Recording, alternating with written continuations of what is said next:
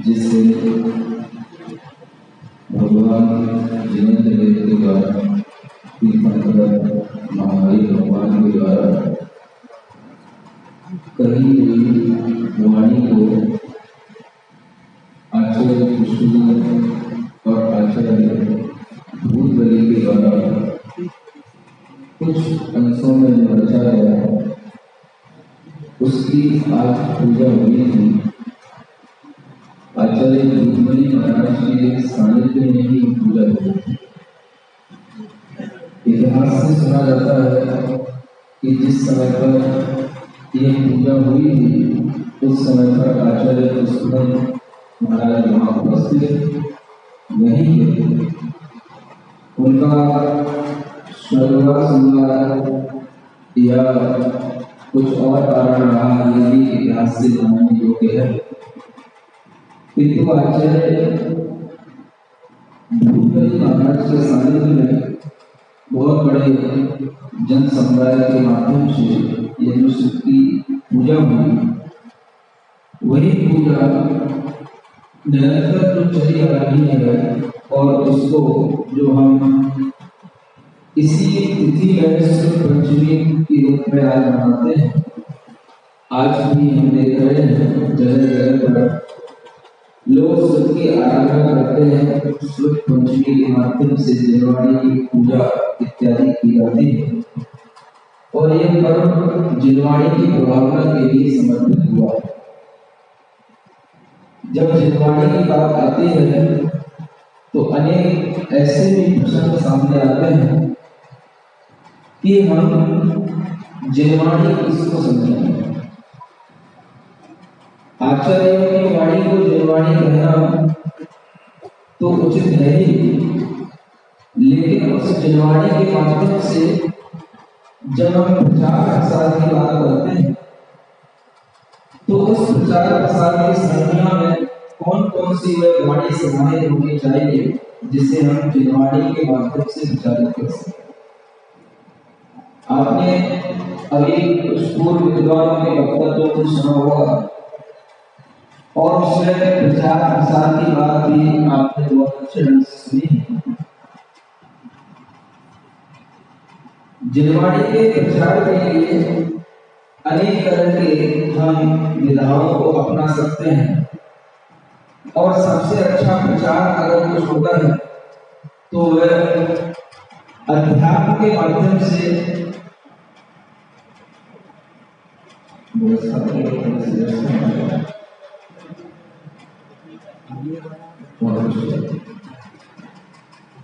जिनवाणी का प्रचार बहुत कुछ अच्छा होता है अध्यात्म के माध्यम से और सिद्धांत के माध्यम से।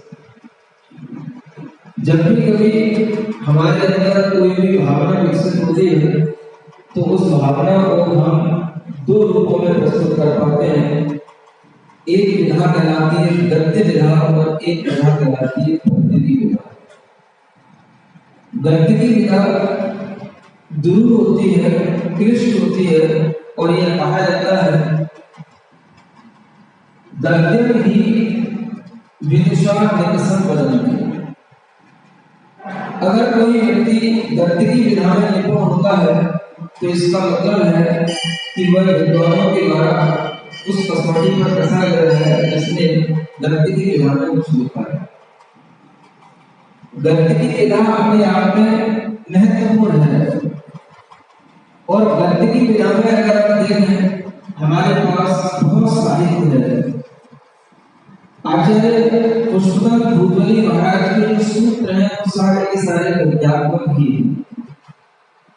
और उसके बाद में जो भीष्म महाराज जी ने टीका लिखी श्री धवल जय धवल इत्यादि के माध्यम से, वो सारी की सारी टीकाएं भी गद्यात्मक है। तो हमारे पास में गद्य साहित्य बहुत विपुल है और उस गद्य साहित्य को पढ़कर के उसको देखकर के हम समझ सकते हैं कि यह अपने आप में बहुत प्रमाण उत्पन्नता का प्रतीक है जिसके माध्यम से हम आचार्य पुष्पदत्त, आचार्य भूपली और आचार्य वीरसेन महाराज जी तक को स्मरण में ले आते हैं। और इस गद्य की विधा के माध्यम से हम देखते हैं कि उन्होंने इस सिद्धांत का प्ररूपण किया है, जो सिद्धांत उन्हें पूर्व आचार्यों के माध्यम से मिला। उस जीव सिद्धांत और परम सिद्धांत को उन्होंने मुख्य रूप से इन संखंडागत ग्रंथ की टीकाओं में पिरोया। उसके बाद जब हम देखते हैं तो हमारे पास में और विपुल साहित्य उपलब्ध होता है, जो आचार्य कुंदकुंड देव विरचित साहित्य माना जाता है। और वो सारा का सारा साहित्य पद्य भाषा में ही रचा गया, पद्यात्मक रूप में रचा गया, पद्यात्मक शैली में रचा गया। आचार्य कुंदकुंड देव ने जितनी भी रचना की वो सब गाथात्मक थी, जैसे हम आर्या छंद के माध्यम से भी जानते हैं, गाथा शैली के माध्यम से जानते हैं। और वह गाथाओं की जो रचना की वो बड़ी सुंदर, मनमोहक और चित्त को आह्लाद उत्पन्न करने वाली लगती है। क्यों लगती है? क्योंकि उसमें ज्ञानात्मकता है। विषय का प्ररूपण उन्होंने पद्यात्मक शैली में किया और उस विषय का प्ररूपण किया जो विषय अध्यात्म की मुख्यता है। हम यूं अगर कहें कि हमारे लिए सिद्धांत का सारा प्ररूपण अध्यात्मक शैली में उपलब्ध होता है और अध्यात्म का सारा प्ररूपण हमें पद्यात्मक शैली में उपलब्ध होता है, तो हम समझेंगे इसमें विद्वानों को कोई विरोध नहीं होगा। गद्यात्मक शैली भी अपने आप में मुख्य है, तो पद्यात्मक शैली भी अपने आप में मुख्य है। लेकिन इन दोनों शैलियों में एक शैली विद्वानों के लिए होती है और एक शैली जन के लिए होती है। क्योंकि गद्य में अगर हमें कुछ कहना है तो हमें थोड़ा सोचना पड़ता है, और गद्य में हर कोई बोल नहीं पाता है। लेकिन अगर हमने पद्य में कुछ कहा है तो व्यक्ति याद कर लेता है, उसको एक गायन के रूप में भी ले लेता है और उसे याद रह जाता है। एक बहुत बड़ा अंतर हम इस माध्यम से समझ सकते हैं। आज कुछ चर्चा चल रही है आचार्य पुष्पदत्त और आचार्य कुंदकुंड देव को लेकर के। हम ये समझ सकते हैं कि दोनों का विषय अपने आप में अलग अलग है। एक का विषय जीव सिद्धांत, कर्म सिद्धांत का उल्लेख करना है और एक का विषय अध्यात्म विषय का उल्लेख करना है। एक की शैली गद्यात्मक है, एक की शैली पद्यात्मक है। हम ये समझ सकते हैं कि इस शैली के माध्यम से भी जनमानस के ऊपर एक बहुत बड़ा प्रभाव होगा। अगर हम शैली के माध्यम से, पद्यात्मक शैली के माध्यम से कोई प्रस्तुतिकरण करते हैं तो जनमानस उसको बहुत जल्दी ग्रहण कर लेता है और बहुत जल्दी ग्रहण करके उसको हृदयंगम भी कर लेता है और उसकी प्रभावना भी एक मुख से दूसरे मुख तक आराम से होती चली जाती है। इस तरह की विधा के माध्यम से हम ये समझ सकते हैं कि आचार्य कुंदकुंड देव ने हम लोगों के ऊपर एक बहुत बड़ा उपकार किया कि हमें अध्यात्मक शैली के माध्यम से अध्यात्म का उपदेश किया, और वह अध्यात्म का उपदेश सब लोगों के लिए ग्राह्य हुआ। और जब कोई चीज सब लोगों के लिए ग्राह्य हो जाती है तो फिर वह व्यक्ति ये नहीं देखता है कि ये पहले है कि यह बाद में है, व्यक्ति ये देखता है कि इनके माध्यम से ज्यादा उपकार हुआ और इनके माध्यम से वह चीज हर व्यक्ति के पास पहुंच गई। आज हम ये कह सकते हैं कि आचार्य कुंदकुंड देव के ग्रंथ जो हमें श्री समय सार, प्रवचन सार, पंचाशीकाय, नियम सार, अष्टबाहुल आदि के रूप में उपलब्ध हैं, ये सभी ग्रंथ हमारे लिए बहुत ही अनुभव विधि है। और उन सब ग्रंथों का अगर उल्लेख करने का, लिखने का श्रेय आचार्य कुंदकुंड देव के लिए जाता है, और वह सब कुछ इतिहास से स्पष्ट हो चुका है, तो आज के समय पर किसी प्रतिष्ठा के बीच में कोई भी क्वेश्चन मार्क लगाना, ये हम समझते हैं एक अनेकांतवादी व्यक्ति का दृष्टिकोण नहीं हो सकता। क्या समझा? जो प्रतिष्ठा किसी की चली आई है, किसी की प्रतिष्ठा का क्वेश्चन मार्क लगाना, ये किसी भी अनेकांतवादी उदारवादी व्यक्ति का दृष्टिकोण नहीं हो सकता, क्योंकि अनेकांतवादी उदारवादी है और उदारवादी व्यक्ति कभी अगर अपनी कोई भी नई चिंतन की परिभाषा देता है, कोई अपने नए चिंतन की शैली देता है, तो किसी की प्रतिष्ठा को बाधित करके नहीं देता। जिसकी जो प्रतिष्ठा जिस रूप में है उसको उसी रूप में स्वीकार करना, ये उस उदारवादी अनेकांतिक व्यक्ति का दृष्टिकोण होता है। किसी की प्रतिष्ठा को कलंक लगा करके या किसी की प्रतिष्ठा को कलंकित करके हम किसी की प्रतिष्ठा को बनाएं, यह हमारे लिए जैन धर्म के लिए एक बहुत बड़ा एक उदाहरण करने का एक प्रश्न हो सकता है। और जैन संस्कृति में अगर इस तरीके से कोई भी कुठाराघात हो रहा है या करने का प्रयास किया जा रहा है, तो यहाँ पर बैठे हुए प्रत्येक मूर्धन्य विद्वान को अपने किसी भी अभिप्राय को किसी भी स्वार्थ की दृष्टि से न देखते हुए, परमार्थ की दृष्टि से देखते हुए, केवल अनेकांतिक दृष्टिकोण से विचार करते हुए अपने अंदर यह भाव लाना है कि हम किसी की पूर्व आचार्यों की प्रतिष्ठा को कलंकित नहीं होने देंगे, केवल हमें इतना संकल्प हासिल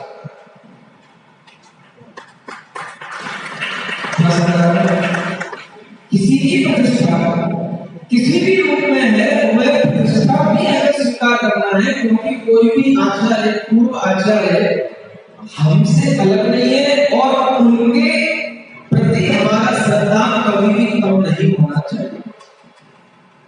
लोग तरह तरह के विरोध और तरह तरह के खंडन मंडन में लगे हैं, लेकिन मुझे एक बात समझ में नहीं आती है कि भी पूर्व आचार्यों की प्रतिष्ठा को कलंकित करके किसी भी अन्य आचार्य की प्रतिष्ठा को अगर बढ़ाने का प्रयास कर रहे हैं, तो हम ये एक बहुत बड़ा मूर्खतापूर्ण कार्य कर रहे हैं।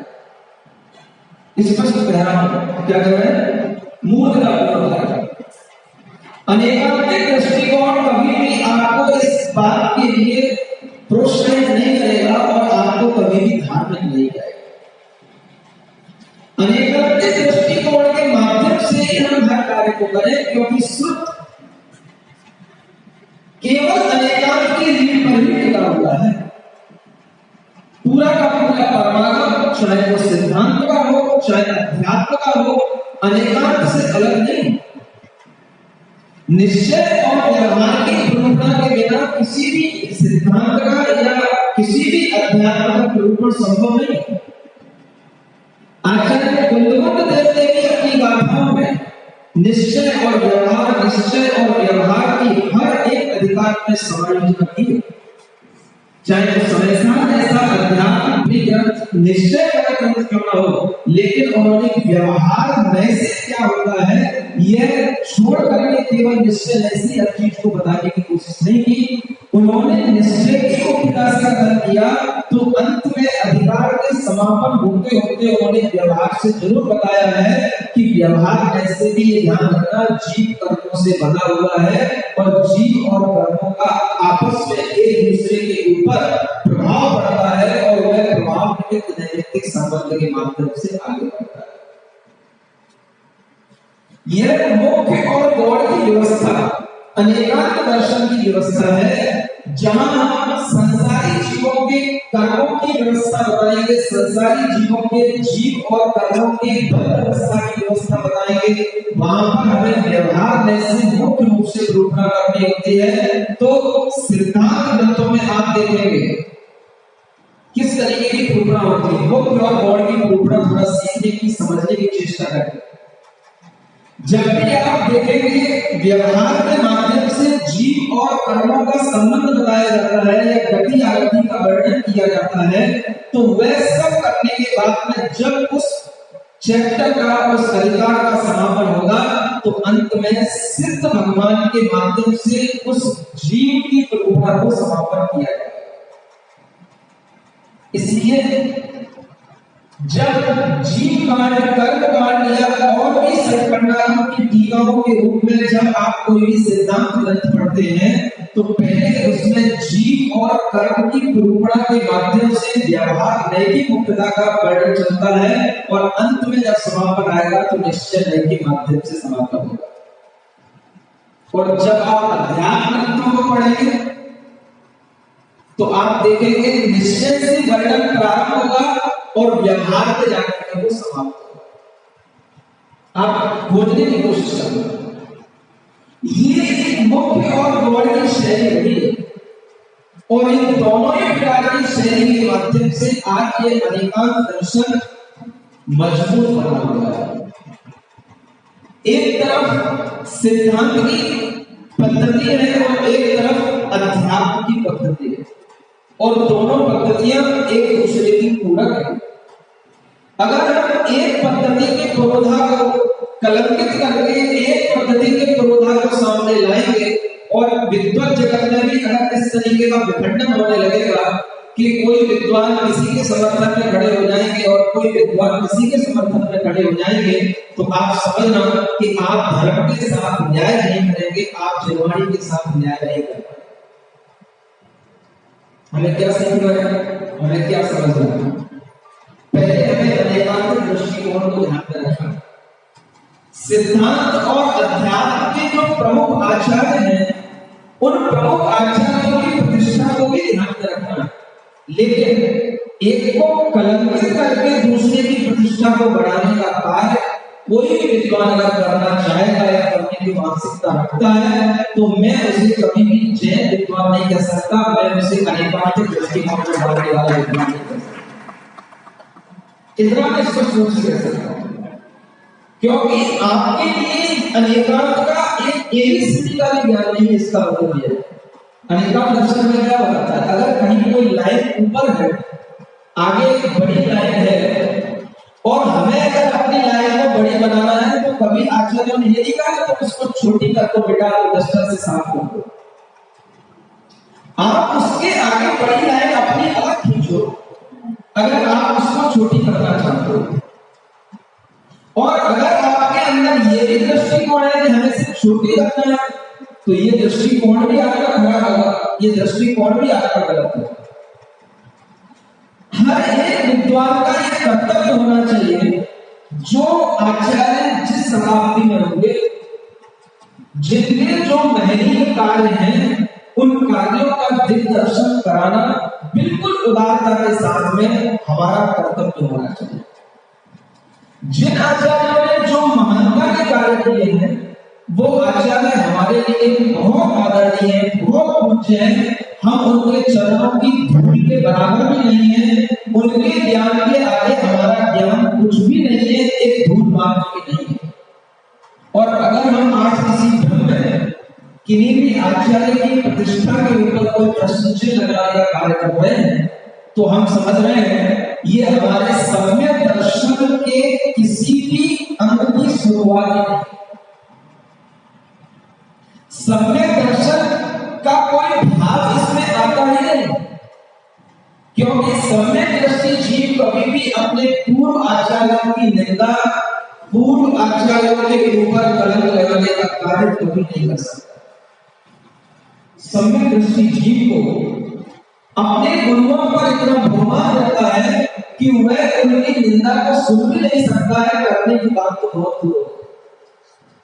हम आपसे इतना ही कहना चाहते हैं, आप आचार्य पुष्पदंत भगवान की उन आचार्य की महानता के कार्यों की भी गवेषणा करें और वह चीज भी लोगों के सामने रखें, उनका भी महत्व बनाएं, लेकिन इन्हीं दूसरे आचार्यों की लाइन को कम करके मिटा करके नहीं, दोनों को बराबर मुख्य गौरता जब किसी हो उस तरह से कार्य करें तो उसमें कहीं किसी को कोई बाधा उत्पन्न नहीं होती। इतनी अच्छी बात है। आज पंचमी का दिन है, हम आचार्य पुष्पदंत और आचार्य भूपति महाराज की गरिमा को गाकर यही पर्व को मनाते हैं। सर्वत्र उन्हीं आचार्यों के द्वारा लिखे हुए धवल जयधवल आदि ग्रंथों की पूज्यता के माध्यम से जगत में उनकी प्रभावना की जाती है, पूजा की जाती है और हर कोई उन ग्रंथों को स्वाध्याय करके अपने जीवन को धन्य मानता है, उनकी प्रमाणिकता अपने आप में बिना कहे बनी हुई है। हम आज कुछ नहीं कर सकते, केवल उन ग्रंथों के अर्थों को, उन ग्रंथों के स्वाध्याय को करने की अपनी एक योग्यता बनाने की पड़ेगा। उन ग्रंथों को पढ़ने की योग्यता बनाना है। योग्यता का मतलब जो हमारे अंदर एक भाव शुद्धि होना चाहिए ग्रंथों को पढ़ने के लिए, चित्त शुद्धि होना चाहिए हमारे अंदर ग्रंथों को पढ़ने के लिए। वो चित्त शुद्धि, भाव शुद्धि भी तब होगी जब हमारा प्रत्येक पूर्वाचार्य के प्रति बहुत अच्छा, उनके ही कार्यों के अनुसार जो उनका अवदान दिया गया है उसी के अनुरूप हमारे अंदर उनके प्रति श्रद्धा होगा, तभी हमारी चित्त शुद्धि बनेगी, तभी हम ग्रंथों के पढ़ने के अधिकारी होंगे। और अगर हम आचार्य कुंद और उनके ग्रंथों को कुछ न समझते हुए, उनके ऊपर आरोप प्रत्यारोप करते हुए अगर हम आचार्य पुष्पदत्त महाराज के ग्रंथों को पढ़ने के लिए लोगों को प्रेरणा देंगे तो आप कभी पढ़ने के लिए योग्य भी अपने आप को नहीं सिद्ध कर पाएंगे, क्योंकि आपकी चित्त शुद्धि ही नहीं है। आपके एकांतिक दृष्टिकोण से आपका मन, आपका भाव ही शुद्ध नहीं हो पाएगा। हमारी भाव शुद्धि कब बनती है? जब हमारा दृष्टिकोण अनेकांतिक होगा। और अनेकांतिक दृष्टिकोण किसी भी आचार्यों के लिए ये नहीं कहता कि वो अपने पूर्व आचार्यों के विषय में लड़ना झगड़ना प्राप्त करता। अरे भाई, ये समय तो वैसे ही कितना आधुनिकता का समय है, जब आज लोग कुछ भी पढ़ने लिखने से दूर होते चले जा रहे हैं। लोग किसी भी प्रकार से जैन विद्या के ज्ञान को लेने की कोशिश नहीं कर रहे हैं। और उस समय तक अगर हम आपस में इस तरीके की विखंडन की प्रक्रिया अपनाएंगे तो इससे समाज टूटेगी, लोगों के विश्वास टूटेंगे और उसके माध्यम से जैन धर्म की कभी प्रभाव नहीं होगी, अब प्रभाव नहीं होगी। ये बात हमेशा ध्यान में रखना है। और इसी बात को ध्यान में रखते हुए हम सभी का एक कर्तव्य होता है कि हम अगर प्राकृत भाषा के माध्यम से जैन विद्या को आगे बढ़ाने की बात करते हैं तो हमें थोड़ा थोड़ा प्राकृत का ज्ञान अपने अंदर जरूर रखना चाहिए। आज के लोगों को यही पता नहीं है कि कौन आचार्यों के कौन से ग्रंथ हैं, समझ आ रहा है? उनके अंदर क्या लिखा है तो जानना बहुत दूर की बात है, लेकिन कौन से प्राचीन ग्रंथ हैं, उनकी रचना करने वाले आचार्य कौन से हैं, ये आगे की एक लाइन को छोड़ करके अगर दूसरी लाइन में प्रश्न कर दिया जाएगा तो कोई नहीं आता। समझ आ रहा है? ऐसी स्थिति में आज हम नए नए दिमाग खड़े कर रहे हैं, नई नई अपनी खंडन मंडन की प्रक्रिया में अपनी ऊर्जा नष्ट करें। हम समझते हैं ये हमारे लिए समय का सदुपयोग नहीं होगा। हमें अपने समय का सदुपयोग करने के लिए जैन विद्या को आगे बढ़ाने के लिए सोचना चाहिए। लोग किसी भी तरीके से जैन विद्या को पढ़ें, सीखें, इस विषय में हमें सोचना चाहिए कि हमें कैसे पैटर्न तैयार करना है। जो यहाँ पर जैन विद्या के विकास की बात की गई और उसी के अनुरूप अध्यक्ष महोदय ने भी जो संस्कृत के माध्यम से, जैसे संस्कृत की प्रक्रिया चल रही है विकास की, ऐसे ही प्रक्रिया विकास की प्राकृत की भी चलनी चाहिए। हमें उस पर अपना दृष्टिकोण लगाना चाहिए। आपको पता होगा कुछ वर्षों पहले संस्कृत की स्थिति बहुत गड़बड़ थी, लेकिन एक समाज के संगठन के प्रयास के माध्यम से वह संस्कृत की स्थिति आपको सुदृढ़ हो गई। कैसे हो गई? उन्होंने हर उस एक तरीके को अपनाया जिसके माध्यम से वो विद्या सरलता से लोगों के लिए पहुंच सके। मैंने पढ़े वो सब चीजें देखी है, वो उनकी कृतियां जिसमें एक श्लोक को दोनों बंदे में व्याख्या किया जाता है, एक एक शब्द की व्याख्या देते करके, और उसके माध्यम से जिससे शायद वो दीक्षा बोलते हैं, दीक्षा संस्कृत दीक्षा के नाम, जिसके माध्यम से सरलता से लोग संस्कृत को पढ़ सके, समझ सके, उसका अर्थ लगा सके और लोगों के अंदर रुचि पैदा हो। कुछ ऐसे कार्य हमें आज वर्तमान में करने पड़ेंगे प्राकृत विद्या के विकास के। आचार्यों की मूल गाथाएं जैसे मूलाचार है, भगवती आराधना है, समय सार आदि ग्रंथ हैं जो ज्ञात्मक हैं, जिन्हें आराम से व्यक्ति पढ़ सकता है, लेकिन उसके अर्थ शब्द के बिल्कुल प्रॉपर जो मीनिंग होते हैं वो उसके सामने लिख करके जब हम एक एक अक्षर का अर्थ बताते हुए उस गाथा का हम जब कोई भी तरीके का स्पष्टीकरण करके जब हम लोगों के सामने प्रस्तुत करें और उसी को हम पढ़ने पढ़ाने के लिए लोगों को प्रेरित करें, तो हम समझ सकेंगे कि ये अच्छी एक श्रुति भावना होगी और इसी के माध्यम से प्राकृत विद्या का विकास होगा। सरलता चाहिए आगे की, क्लिष्टता नहीं, कठिनता नहीं।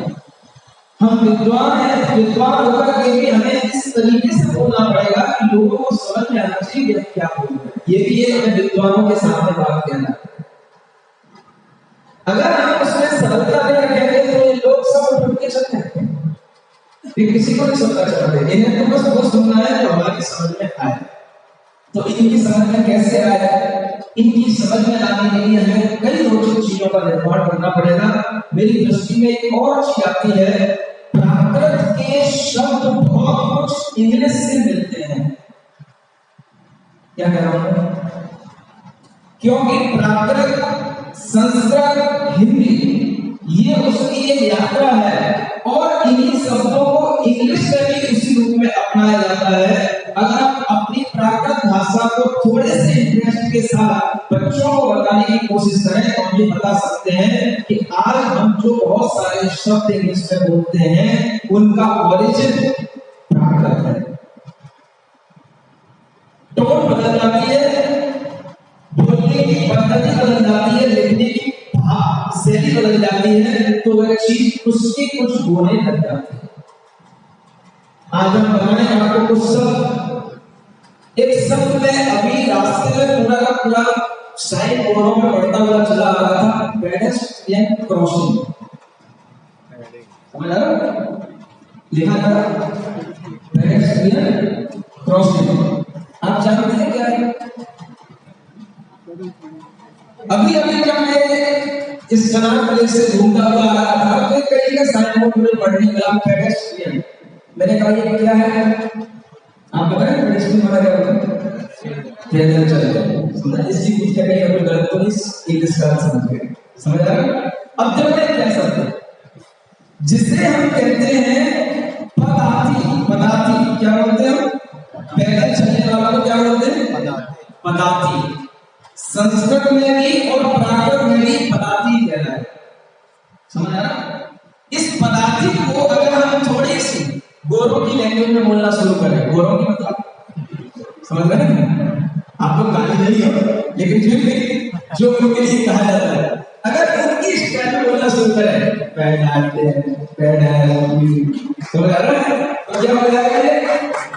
पेडेस्ट्रियन शब्द ये पदाती से ही मिलती है। मूल इसका ओरिजिन क्या है देखो, समझ आ रहा?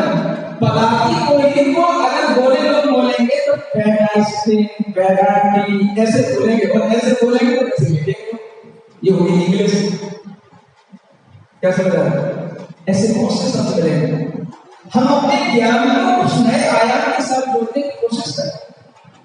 हम अगर आज बोलते हैं मदर, क्या बोलते हैं? मदर कहां से शुरू हुआ है? मदर आप देखो उसको प्राकृत में मातर क्या बोलते हैं? मातर। और संस्कृत में मूल धातु में कोई मातृ, मातृ शब्द से माता बनता है, मातर बनता है, मातर मातर मातर। नहीं समझ आ रहा? मातर को ताकत आती है, ये भी प्राकृत में ताकत बनता है, समझ आ रहा है?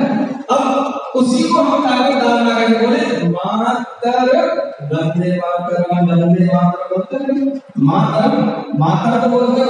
अब ताकत डालना तो प्राकृत करेंगे मातर। अपनी अंग्रेजी बोलने वाला है, बोले यहाँ क्या बोलते हैं माता को? बोले यहाँ तो सब मातर, मातर बोलते हैं, मातर बोलते हैं, मातर बोलते हैं, मातर मातर मदर। कहां से आ गई इंग्लिश?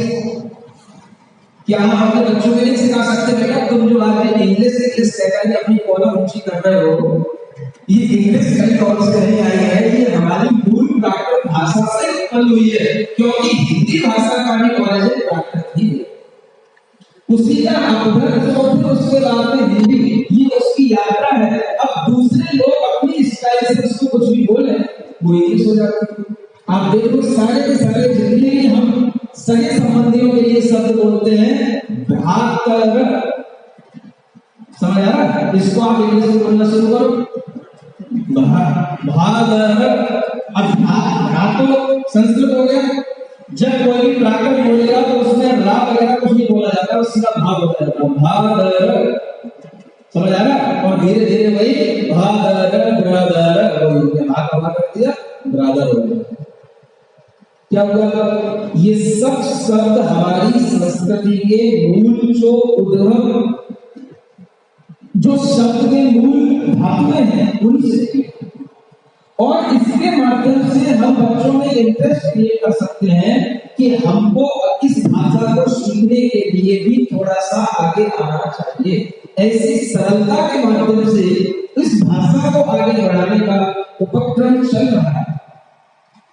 24 तीर्थंकर भगवान के नाम, यहाँ तक कि आ ई जैसी वर्णमाला भी प्राकृत में लिखी जा चुकी है। बच्चे उसको पढ़ रहे हैं और आप लोग तो अब सब लोग परिचित हो चुके होंगे कि अब हमें वो काम खुद नहीं करना पड़ रहा है। हमने तो किताब लिखी, लेकिन लोगों ने उस किताब का इतना अच्छा उपयोग किया है रेवाड़ी के माध्यम से। रेवाड़ी में चतुर्मास होने के बाद है कि व्हाट्सएप के माध्यम से हजारों लोग आज प्राकृत पढ़ रहे हैं और हमें कुछ नहीं करना पड़ रहा है। जिन महिलाओं ने सीख लिया, जिन व्यक्तियों ने सीख लिया, वो उसकी छोटी छोटी सी अपनी क्लिपिंग बना करके वो व्हाट्सएप के माध्यम से लोगों को प्रोत्साहित कर रहे हैं और आज हजारों व्यक्ति व्हाट्सएप के माध्यम से इस विद्या को पढ़ रहे हैं। हमें कहीं पर अलग से कुछ सिखाने की लिखाने की जरूरत नहीं है, अपने आप इस विद्या का प्रचार प्रसार व्हाट्सएप टेक्नोलॉजी के माध्यम से चल रहा है। आप ऐसे ही कुछ प्रयास करने की कोशिश करें, इंटरेस्ट पहले क्रिएट करने की कोशिश करें। हम इंटरेस्ट कैसे दे पाएंगे, इसके लिए आप थोड़ी छोटी कुछ चीजें बनाएं, पद्धतियां बनाएं, जिससे लोगों को इस भाषा को पढ़ने में आनंद आए। और जब एक बार आनंद आने लग जाता है तो वह व्यक्ति कुछ भी सीखने को तैयार हो जाता है। सबसे बड़ी चीज है आदमी को उससे प्रसन्नता होनी चाहिए, खुशी करनी चाहिए। समझ आ रहा है? जिस व्यक्ति को आप खुश कर सकोगे, आप उसके लिए कुछ भी दे सको, और वो आपसे नाखुश है, आप उसे 1000 चीज देना चाहो तो कुछ नहीं देगा। तो सबसे पहले हमें इस प्राकृत की मधुरता को खोजने की कोशिश करें। इसमें कौन सी वो चीजें हैं जिसके माध्यम से लोग उसको स्वीकार कर सकते हैं, इस विषय पर हम अपना दिमाग लगाएं। और इसके माध्यम से अगर हम कोई नई चीजें तैयार कर सकेंगे तो वह हमारे इस प्राकृत भाषा के उद्भव तो हो चुका है, इसके विकास में एक नया आयाम तैयार कर सकेंगे। और इस विकास को और आगे बढ़ाने के लिए विद्वानों के लिए एक बहुत अच्छी चीज ये भी है कि जो प्राकृत की चीजें अजय विद्वानों के माध्यम से उनके महाकाव्यों में और ग्रंथों में लिखी हुई है, हम उन चीजों को सामने लाएं। चाहे वो कोई भी सूक्ति हो या फिर कोई गाथा हो। अगर किसी अजय विद्वान ने वो गाथा या सूक्ति कहीं लिखी हुई है तो हम उतना ही उसका एक रेफरेंस बना करके उसको प्रचारित करने की कोशिश करें, ताकि वह सूक्ति के माध्यम से लोगों के अंदर से ये भावना हट जाए कि ये प्राकृत केवल जैनों की नहीं है। अजय विद्वानों ने भी इस तरीके की प्राकृत में गाथाएं लिखी है, सूक्तियां लिखी है, जिसके माध्यम से हमें हर किसी को प्राकृत भाषा पढ़ने के लिए अपने आप में मन लग जाएगा। और जब मन लग जाएगा तो हर व्यक्ति प्राकृत को पढ़ लेगा। समझ आ रहा है? आप लोगों को समझ हो रहा है? आप लोगों को कहीं ना कहीं और भी कार्यक्रम में व्यस्तता है, लेकिन आपको ये भी चीजें ध्यान में रखना है कि हम इस प्राकृत को केवल जैन विद्या तक ही सीमित न रखें। इसलिए हम अजैनों की भी विद्या बताएं, क्योंकि सबसे ज्यादा अजय विद्वानों ने इसका प्रयोग किया है। कालिदास के जितने भी महाकाव्य हैं सब में प्राकृत लिखी हुई है। हम वहां से प्राकृत की अच्छी अच्छी सूक्तियां निकालें, अच्छी अच्छी गाथाएं निकालें और रेफरेंस दें कि ये प्राकृत की ग्रंथि, सूक्ति, ये गाथा उसी अभिज्ञान शाकुंतल की है। और अगर आप इस तरीके से प्रचारित करेंगे तो हिंदू लोगों का भी जनमानस के ऊपर लोग इस चीज को स्वीकार करके इसको आगे बढ़ाने में प्रयत्नशील होंगे। हम ये समझ रहे हैं कि ये केवल हम जैनों की भाषा है, ऐसा नहीं है। आप अपनी उदारता, अपनी चिंतन को और आगे देखें तो आपको पता पड़ेगा कि हर किसी ने इस भाषा को अपनाया अपने नाटकीय शास्त्रों में, और ये सब आप लोग जानते हैं, लेकिन वहां की चीजें निकाल करके आप प्रस्तुत नहीं कर पा रहे हैं। ये कार्य भी विद्वानों के माध्यम से होना चाहिए। इसलिए मैं कहता हूँ अपनी शक्ति का, अपनी बुद्धि का उपयोग विकास में लगाओ, विखंडन खंडन मत करो। कुछ करो जिसके माध्यम से आपके लिए लोग याद करें कि हाँ आपने ये श्रेष्ठ कार्य आपने किया, जिसके माध्यम से लोगों को इतना ज्ञान मिला और उसकी प्रभावना आगे बढ़ी। इतना ही कहना आज के सत्र में पर्याप्त समझता हूँ। जब आप दोबारा आएंगे तब फिर डॉक्टर उसकी दोबारा सामने होगा, उसकी विषय में चर्चा की जाएगी। आज के लिए इतना ही पर्याप्त।